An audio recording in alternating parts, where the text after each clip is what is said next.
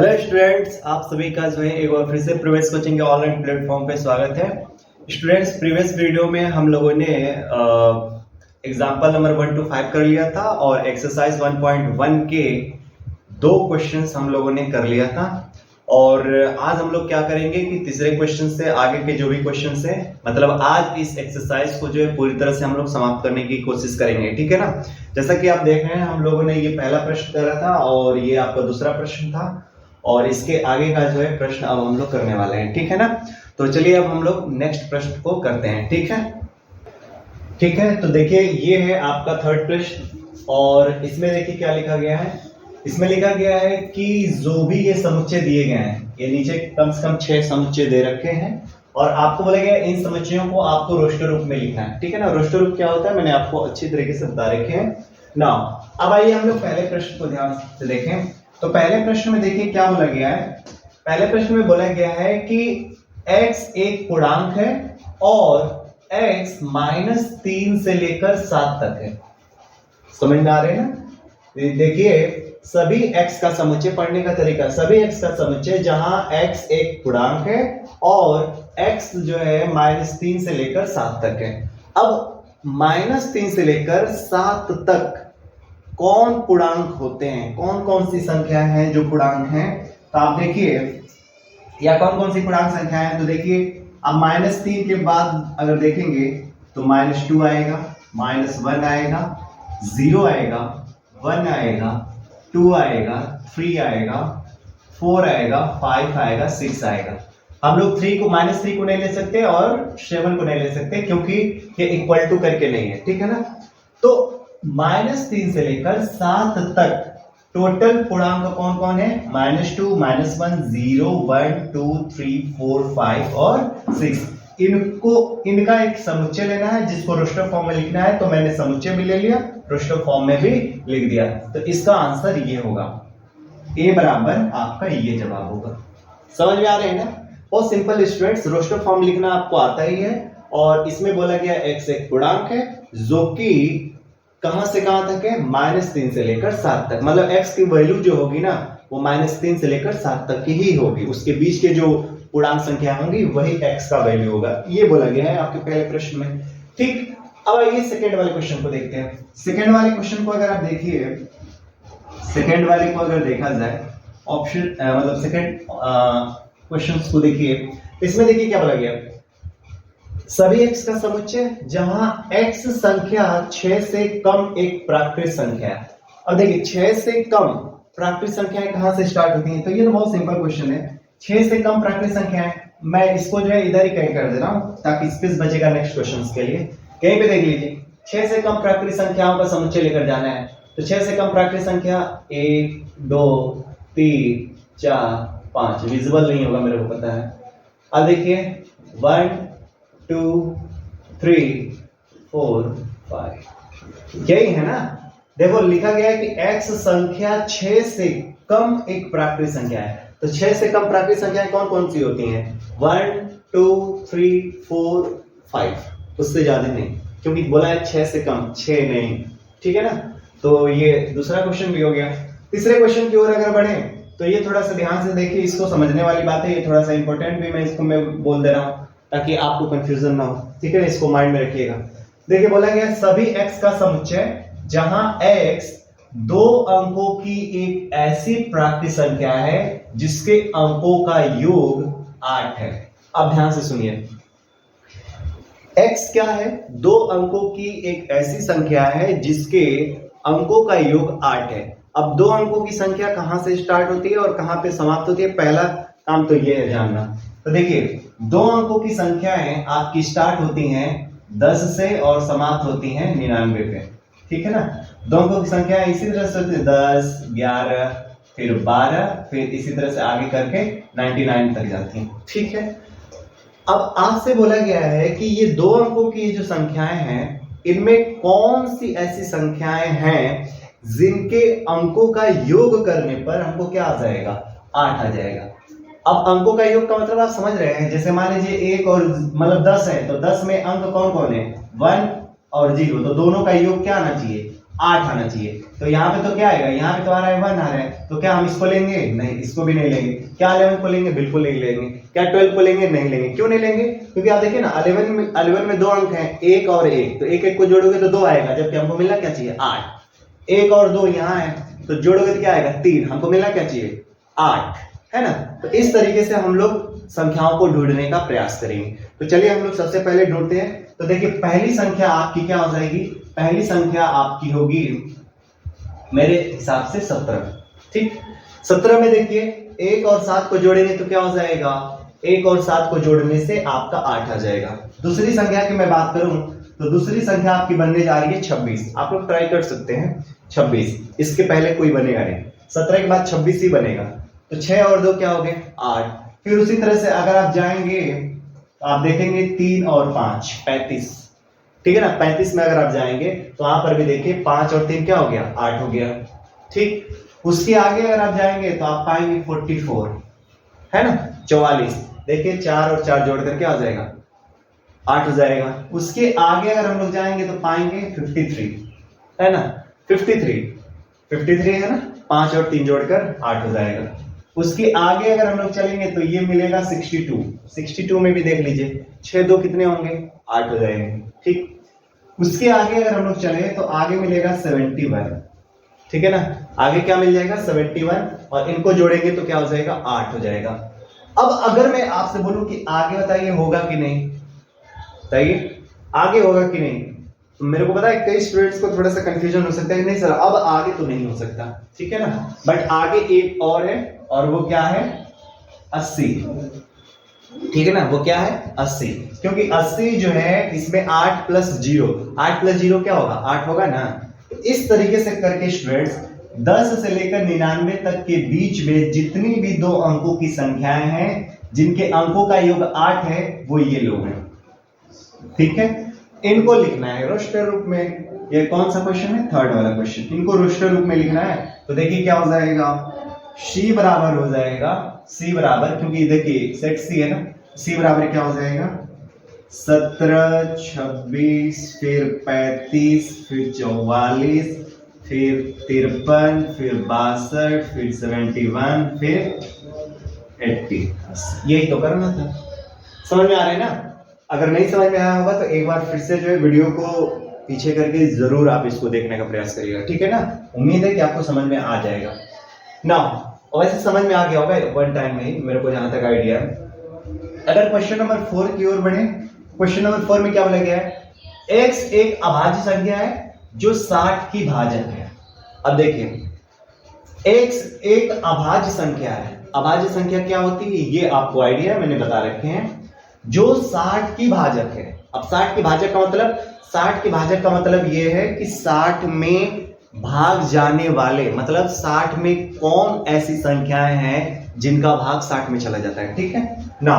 अब देखिए हम लोग चेक करते हैं कि 60 में किसका किसका भाग चला जाता है। तो 60 में देखिए 1 का भाग जाएगा, 2 का भाग जाएगा, 3 का भी जाएगा, 4 का भी जाएगा, 5 का भी जाएगा, 6 का भी जाएगा, 7 का नहीं जा सकता, 8 का भी नहीं जाएगा, 9 का भी नहीं जाएगा, 10 का जाएगा, फिर 12 का जाएगा, 13 का नहीं जाएगा, 14 का नहीं जाएगा, 15 का जाएगा, 16 नहीं जाएगा, 17 नहीं जाएगा, 18 नहीं जाएगा, फिर 20 जाएगा।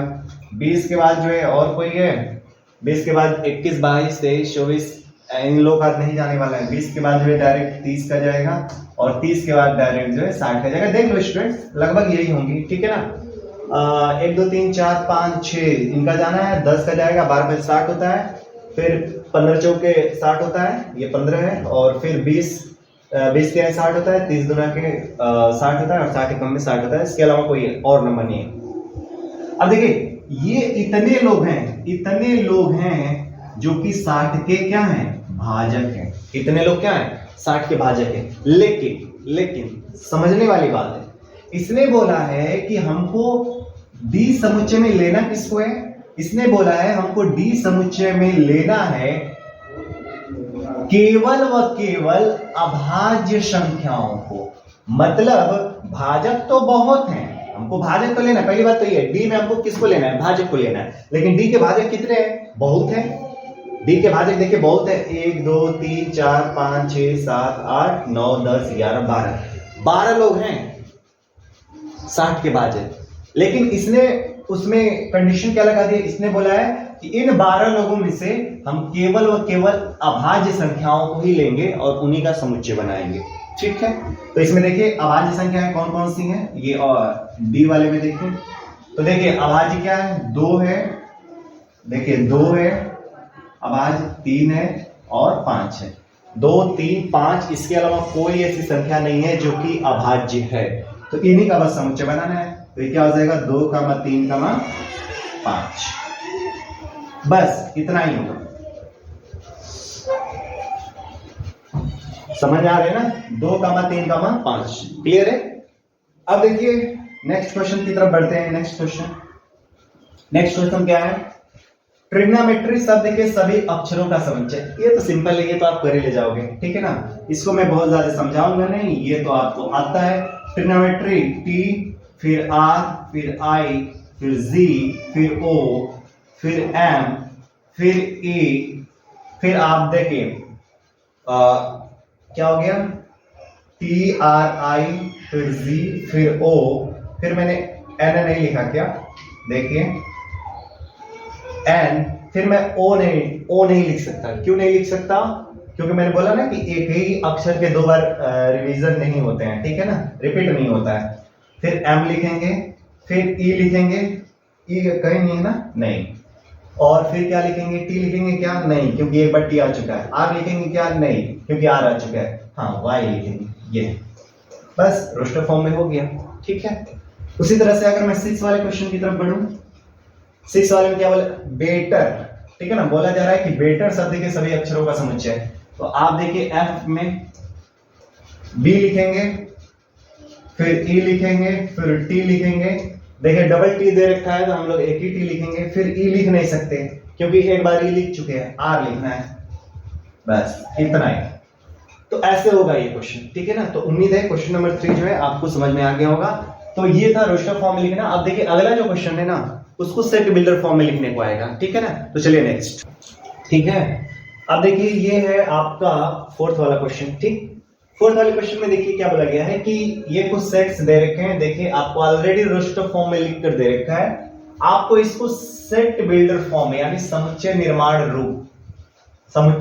रूप में इसको लिखना है। बहुत इजी है। समुच्चय निर्माण रूप में मैंने क्या बताया था कि जो भी समुच्चय दे रखा होगा उसके प्रत्येक अवयव में एक कॉमन प्रॉपर्टी आपको दिखाई देगी, ठीक है ना। प्रत्येक अवयव में एक कॉमन प्रॉपर्टी दिखाई देगी, मतलब जो गुण पहले अवयव में होगा वही दूसरे में भी दिखाई देगा, वही तीसरे में भी, वही आगे के भी सभी तत्वों में दिखाई देगा। हम लोगों का कार्य होगा उसी कॉमन प्रॉपर्टी को ढूंढना, और वैसे ही कॉमन प्रॉपर्टी जैसे ही मिलेगा हम लोग अपना काम कर लेंगे, ठीक है ना।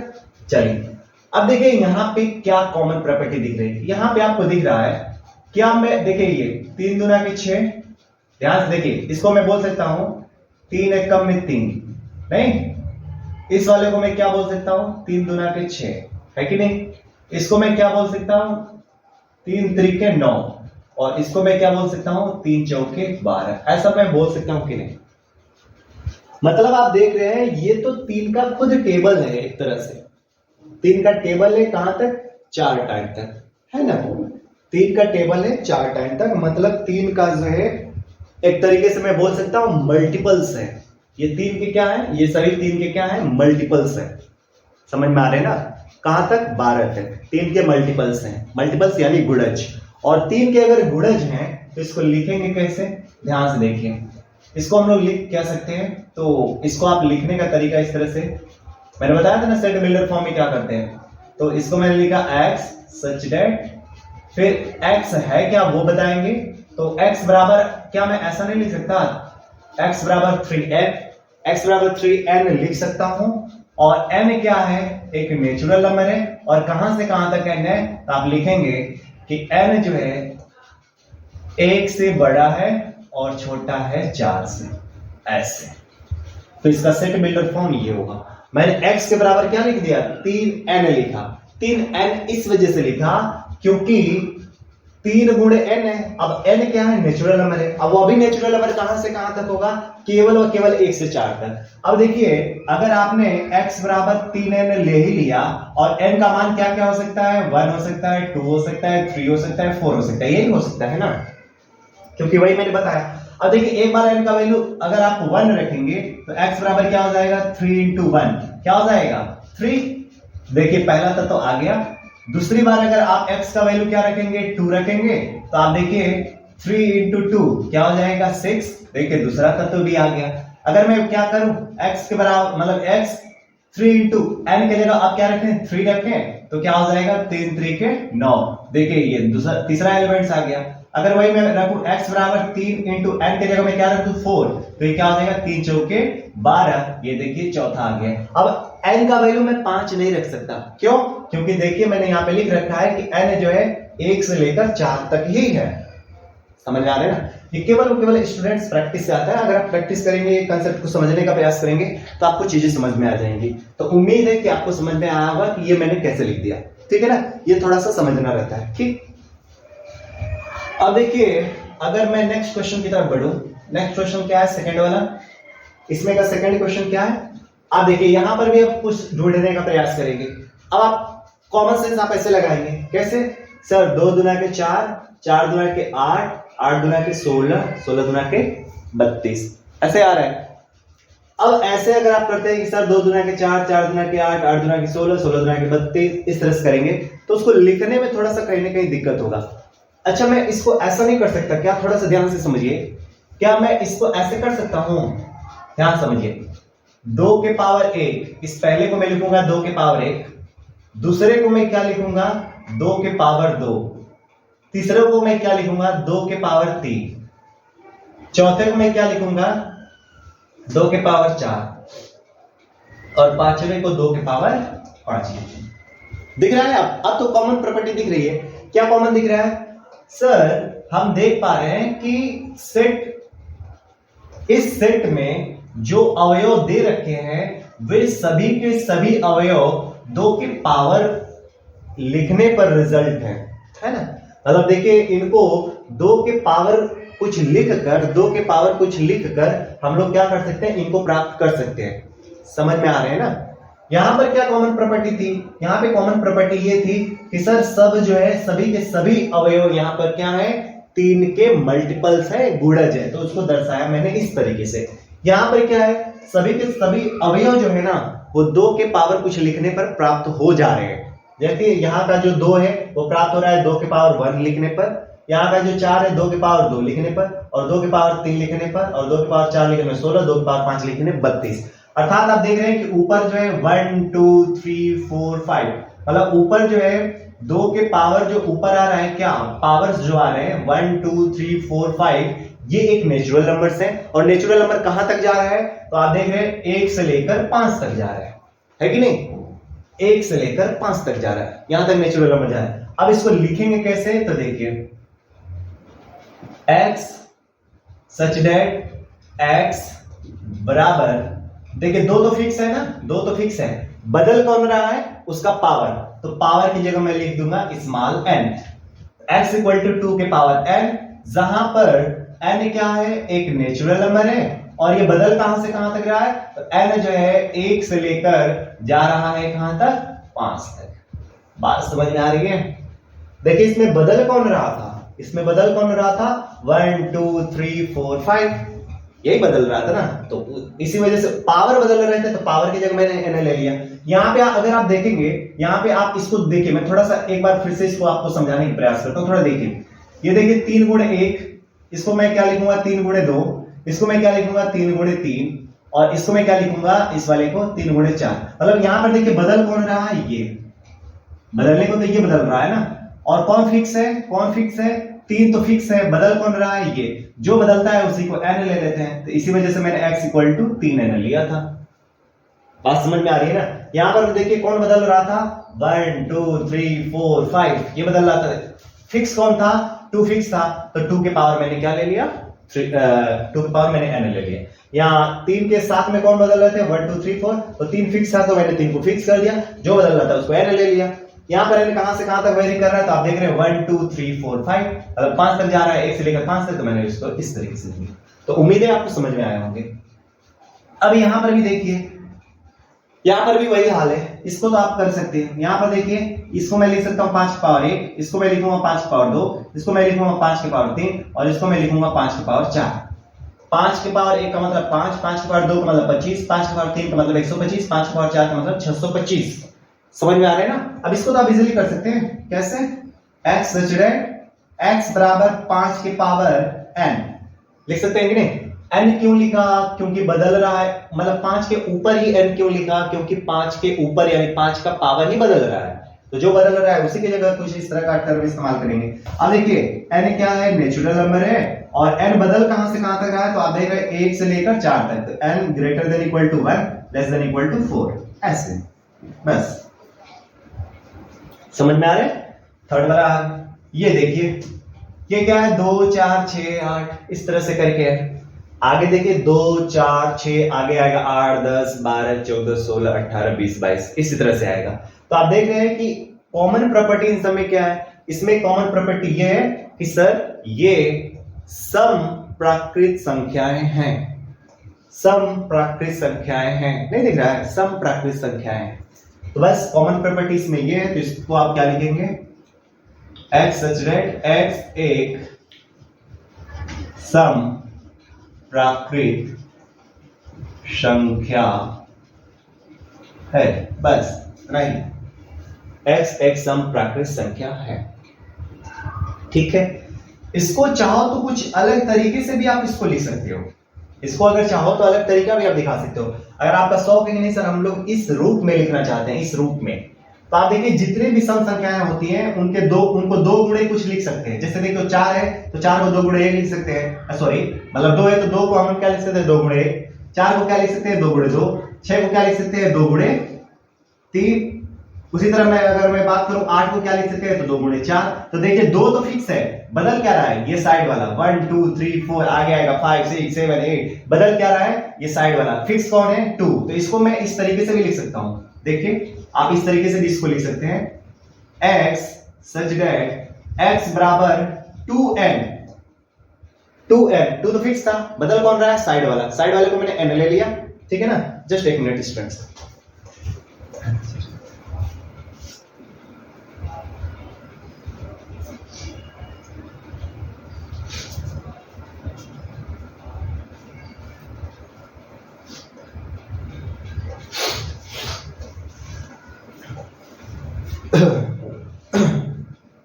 ठीक है, अब देखिए स्टूडेंट्स, तो 2 तो फिक्स था, बदल कौन रहा है? बगल वाला। तो बदल रहा है बगल वाला। अब अभी कहां से बदल रहा है? तो देख रहे हो पहले 1 आ रहा है, फिर 2 आ रहा है, फिर 3 आ रहा है, फिर 4 आ रहा है, फिर 5। तो इस तरह से 1 से कहां, 1 से स्टार्ट होने वाली संख्या को क्या बोलते हैं? प्राकृत संख्या। इस वजह से n क्या हो गया? n एक नेचुरल नंबर हो गया, और कहां से कहां तक है ये फिक्स नहीं है, आगे तक जहां तक नेचुरल नंबर्स होते हैं वहां तक। समझ में आ रहा है ना? देखिए रुक कहां रहा है? रुक नहीं रहा है, तो इस वजह से मैं यहां पे लिखूंगा n बिलोंग्स टू n, केवल बस इतना ही लिखेंगे। तो आप या तो इस तरीके से लिखिए या तो इस तरीके से लिखिए, जिसमें आप कंफर्टेबल फील करें वही है आपका आंसर।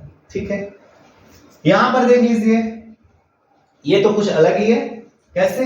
ये देखिए क्या है, इसको मैं लिख सकता हूं 1 का स्क्वायर, इसको मैं लिख सकता हूं 2 का स्क्वायर, और इसको मैं क्या लिख सकता हूं?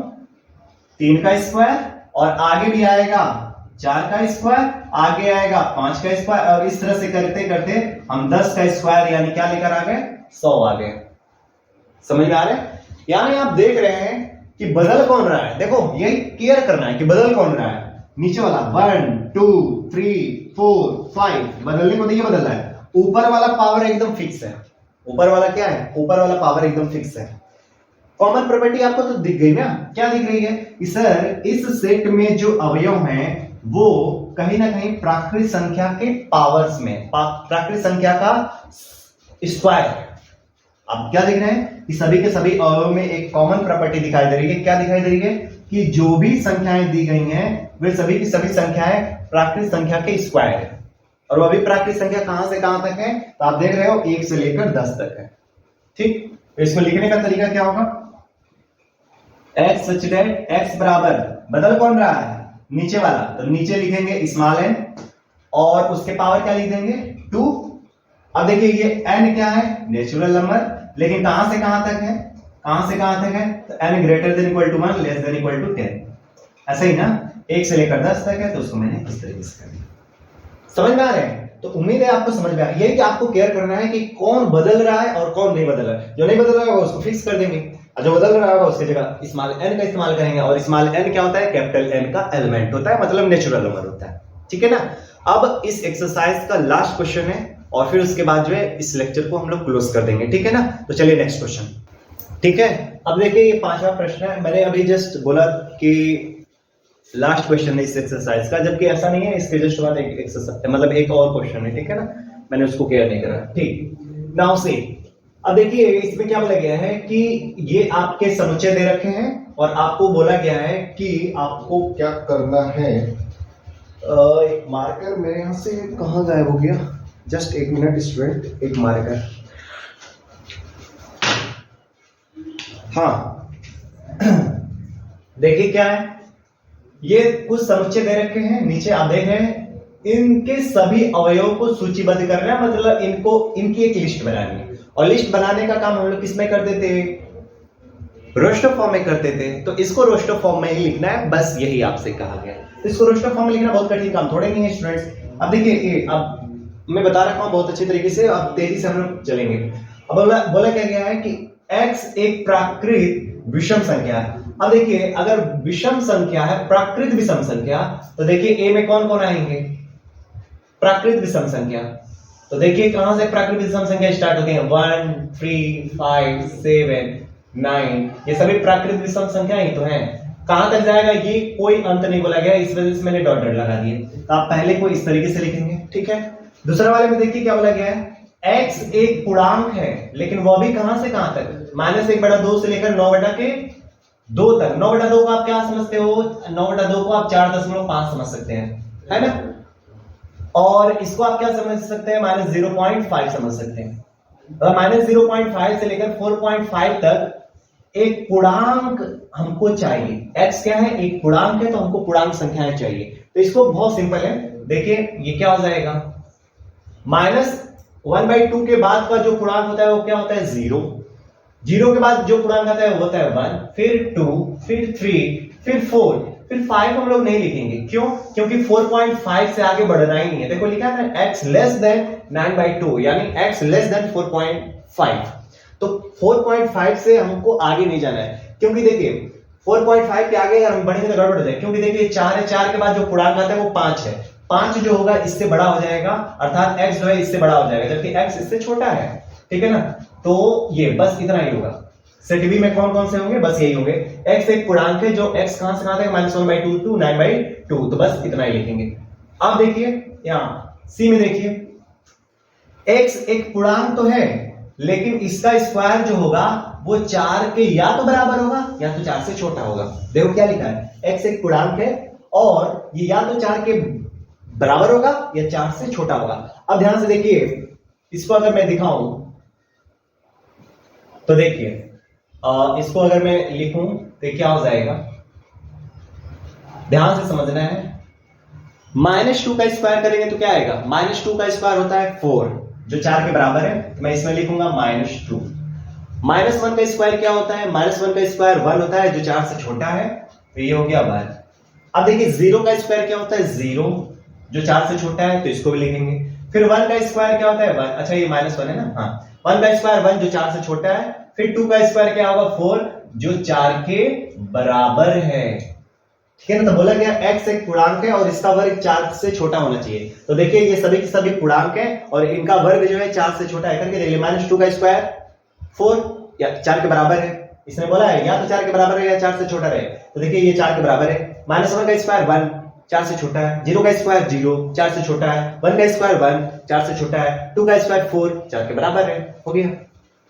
अब देखिए यहाँ पे क्या है, लॉयल शब्द है, इसके अक्षर का जो है हमको क्या बनाना है, सेट बनाना है। ऑप्शन नंबर डी, मतलब ऑप्शन नंबर डी नहीं है, मतलब क्वेश्चन नंबर डी है, क्वेश्चन नंबर डी नहीं, क्वेश्चन नंबर 4 है, मतलब इसमें डी सेट दे रखा है। नाउ सी, अब देखिए लॉयल, तो ये तो बहुत सिंपल है ना, LOYA, एल फिर नहीं लिख सकते, क्यों? क्योंकि एक बार आपने इस्तेमाल कर लिया है, ठीक है। तो ये भी हो गया डी।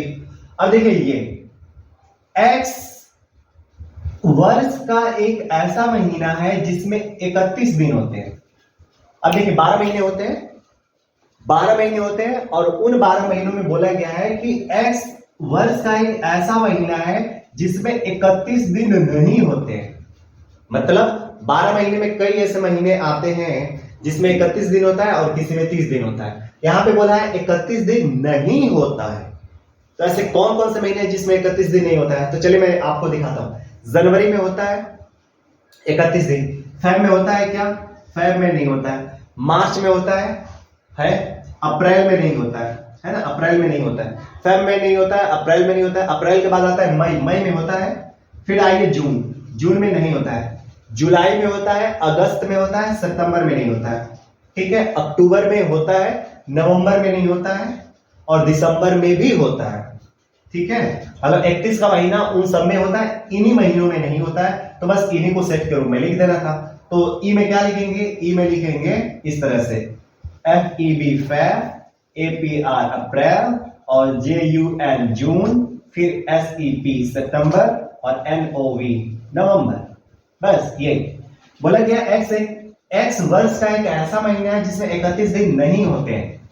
तो इन सब महीनों में 31 दिन नहीं होते हैं, बाकी सब महीनों में 31 दिन होते हैं। अब देखिए एक्स अंग्रेजी वर्णमाला का एक व्यंजक है, ठीक है, जो के से पहले आता है। अंग्रेजी वर्णमाला का एक व्यंजक है जो कि के से पहले आता है। व्यंजक क्या होता है? Consonant, consonant. हम देखिए हम लोग कॉन्सोनेंट जानते हैं और वोवेल्स जानते हैं, मतलब व्यंजक जानते हैं और स्वर जानते हैं। तो के से पहले आने वाले सभी व्यंजकों को लिखना है। तो पहले के से पहले आने वाले सभी अल्फाबेट्स पहले लिख लेते हैं। तो देखिए पहला होता है ए, मैं स्मॉल में लिख रहा हूं, ABCDE FGHIJK, यही होते हैं। अब देखिए आपसे बोला गया है कि एक्स अंग्रेजी वर्णमाला का एक व्यंजक है। क्या बोला है? व्यंजक है, कॉन्सोनेंट है। यानी के से पहले हमको केवल और केवल व्यंजकों को लेना है, स्वरों को नहीं लेना है। अब देखिए स्वर में कौन कौन आते हैं, ध्यान से देखिए, AEIOU, ठीक है। अब ध्यान से देखिए किसको किसको नहीं लेना है। ए को नहीं लेंगे, क्यों? क्योंकि ये तो स्वर है। ई को नहीं लेंगे, क्यों? क्योंकि ये तो स्वर है। आई को नहीं लेंगे, क्यों? क्योंकि ये तो स्वर है। उसने बोला हमको केवल व्यंजक चाहिए, वो भी के से पहले का। तो के से पहले के व्यंजक कौन कौन हो गए? तो एफ में क्या लिखेंगे? ध्यान से देखिए, एफ में लिखेंगे BCD, फिर FGHJ। के नहीं लिख सकते भैया, इसने बोला है के से पहले का। तो ये आपका सेट बनेगा, यहाँ समझ में आ रहा है ना, ये आपका सेट बनेगा, ठीक। लास्ट प्रश्न है, ठीक है, लास्ट प्रश्न की तरफ बढ़ते हैं और फिर इस एक्सरसाइज को क्लोज करते हैं, ठीक। चलिए नेक्स्ट, ठीक है। अब देखिए स्टूडेंट्स, ये लास्ट क्वेश्चन है इस एक्सरसाइज का, उसके बाद हम लोग वीडियो को क्लोज कर देंगे, ठीक है ना। अब देखिए इसमें क्या बोला है, बाईं ओर जो है आपको रोस्टर रूप में दे रखा है और दाईं ओर आपको समुच्चय निर्माण रूप में दे रखा है और आपको सही से मिलान करना है, ठीक है ना। इस तरह का क्वेश्चन जो है हम लोग एग्जाम्पल में भी कर रखे हैं। तो इसमें क्या करेगा, आप राइट साइड को ही ध्यान में रखिएगा, लेफ्ट वाला अपने आप आ जाएगा, ठीक है ना। इसमें देखिए क्या बोला गया है, x एक अभाज्य संख्या और 6 का भाजक है। बोला गया है 6 का भाजक होना चाहिए और x क्या होना चाहिए, अभाज्य संख्या होना। और देखिए 6 के भाजक कौन कौन है, आपका आंसर 1 है, 2 है, 3 है और आपका 6 है कि नहीं। 6 के 4 भाजक है, 1 2 3 और 6, और तो कोई नहीं होगा।